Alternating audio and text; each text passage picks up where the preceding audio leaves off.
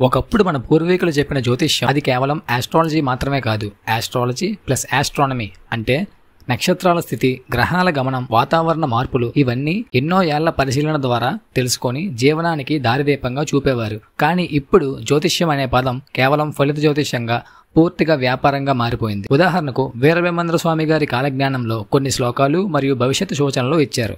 అవి ఆయన కాలంలో అబ్జర్వేషన్ ప్లస్ లాజిక్ ఆధారంగా రాసినవి. కానీ కాలం మారుతున్న కొద్దీ ప్రజలు తమ కాలంలో జరిగే ప్రతి విషయాన్ని ఆయన పేరుతో రిలేట్ చేసుకున్నారు. సునామీ అయినా, తుఫాన్ అయినా, కరోనా అయినా సరే స్వామివారి కాలజ్ఞానంలో ముందే చెప్పారు అని అంటారు. కానీ నిజంగా ఆ కాలజ్ఞాన గ్రంథం ఎంతమంది చదివారు? ఇది ఒక మానసిక ఆశ్రయం మాత్రమే, అంటే సైకలాజికల్ కంఫర్ట్.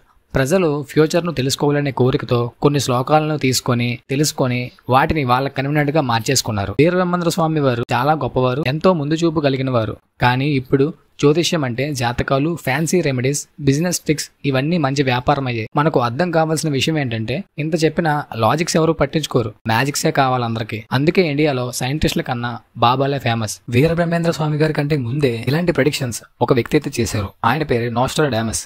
ఆయన గురించి మీకు ఎవరికైనా తెలుసా? ఇలాంటి వాల్యుబుల్ ఇన్ఫర్మేషన్ డైలీ నేను మీకు అందిస్తాను. మన ఛానల్ ను సబ్స్క్రైబ్ చేయడం అయితే మర్చిపోకండి.